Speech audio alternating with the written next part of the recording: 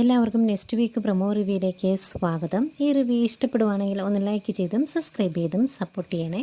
അപ്പോൾ ഇനിയുള്ള എപ്പിസോഡുകളിൽ സത്യം എല്ലാവരും അറിയാൻ പോവാണ്. നന്ദു ആരാണ് എന്നുള്ള സത്യം.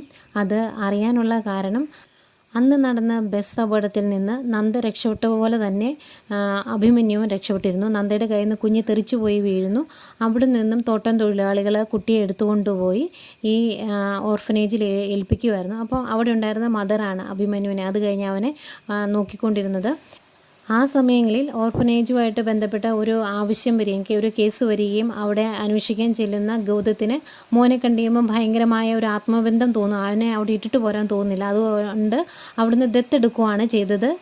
ഗൗതം തൻ്റെ മകനാണ് എന്നറിയാതെ, നന്ദയുടെ കയ്യിൽ നിന്നും നഷ്ടപ്പെട്ടു പോയ അഭിമന്യു തന്നെയാണ് അവൻ എന്നറിയാതെയാണ് ഗൗതം അവിടുന്ന് അവനെ ദത്തെടുക്കുന്നത്. കുറച്ചു കാലം കഴിഞ്ഞാണല്ലോ കാണുമ്പോഴത്തേക്കും കുട്ടികളുടെ മുഖഷേപ്പൊക്കെ അങ്ങ് മാറുമല്ലോ. അതുകൊണ്ട് തന്നെ നഷ്ടപ്പെട്ട തൻ്റെ മകനാണ് എന്ന് അറിയാതെയാണ് ഗൗതം അഭിമന്യുവിനെ ദത്തെടുക്കുന്നതും അതിനുശേഷം അവന് നന്ദു എന്ന് പേരിട്ട് വളർത്തുന്നത്.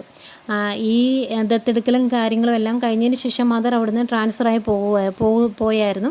അതിനുശേഷം ഇപ്പം വീണ്ടും തിരിച്ചു വന്നു കഴിയുമ്പം മദറിന് ആ മോനെ ഒന്ന് കാണാൻ, മദർ ആയിരുന്നല്ലോ അവൻ്റെ കുട്ടിയെ ആ കുഞ്ഞ് സമയങ്ങളിലെല്ലാം നോക്കിയിരുന്നത്, അവനെ ഒന്ന് കാണാൻ ആഗ്രഹം തോന്നുകയും ഗൗതത്തിൻ്റെ അടുത്തേക്ക് വരുവാട്ടോ കുട്ടിയെ കാണാൻ വേണ്ടി. ഈ സമയം നന്ദ അവിടെ ഉണ്ടായിരുന്നു.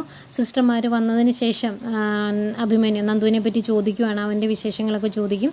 അന്നേരം നന്ദ ചോദിക്കുന്നുണ്ട്, കുട്ടീനെ എങ്ങനെയാണ് നിങ്ങളുടെ കയ്യിലേക്ക്, അവൻ എങ്ങനെയാണ് നിങ്ങളുടെ കയ്യിലേക്ക് എത്തിയത് എന്നൊക്കെ ചോദിക്കുമ്പോൾ അന്ന് നടന്ന ആ സന്ദർഭങ്ങളും ആ സംഭവങ്ങളും കാര്യങ്ങളൊക്കെ പറയുമ്പോൾ നന്ദയ്ക്ക് നല്ല സംശയം തോന്നുന്നുണ്ട്. ഇത് എൻ്റെ കയ്യിൽ നിന്ന് നഷ്ടപ്പെട്ട അഭിമന്യു ആണോ എന്ന് നന്ദയ്ക്ക് സംശയം തോന്നും. അതിൻ്റെ ഷോക്കിൽ നന്ദയ്ക്ക് പെട്ടെന്ന് തലകറക്കം വരികയും ഒക്കെ ചെയ്യുന്നുണ്ട്. ഇതൊക്കെ അറിയുമ്പോൾ മോഹിനിക്ക് സഹിക്കാൻ പറ്റിയല്ല.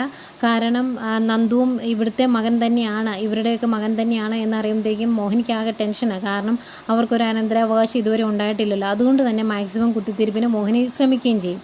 ഏതായാലും മോനോട് ഇവരെല്ലാവരും പറഞ്ഞ ഒരു കാര്യമായിരുന്നു, അവനു വേണ്ടിയും ചില ചടങ്ങുകൾ നമ്മൾ ഇവിടെ നടത്തുന്നുണ്ട് എന്ന്.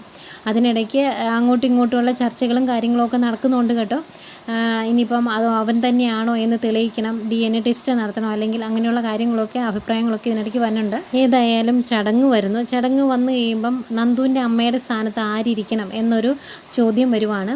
അന്നേരം ആകെ വിഷമമാണ് ലക്ഷ്മിക്ക്. ലക്ഷ്മി ഗൗതത്തോട് പറയുന്നുണ്ട്, എങ്ങനെയാണ് പിങ്കിമോളോട് അവിടെ ഇരിക്കരുത് എന്ന് പറയുന്നത്, അവളല്ലേ ഇത്രയും കാലം നന്ദുവിനെ വളർത്തിയത്, അതുകൊണ്ട് അങ്ങനെ പറയാൻ അവൾ പറ്റിയല്ല എന്ന് പറയും. അപ്പം ഗൗതം ചോദിക്കും, അമ്മ ഇരിക്കണം എന്നല്ലേ പറഞ്ഞത്, അപ്പം നന്ദയല്ലേ ഇരിക്കണ്ടേ എന്നൊരു അഭിപ്രായം വന്നുണ്ട്.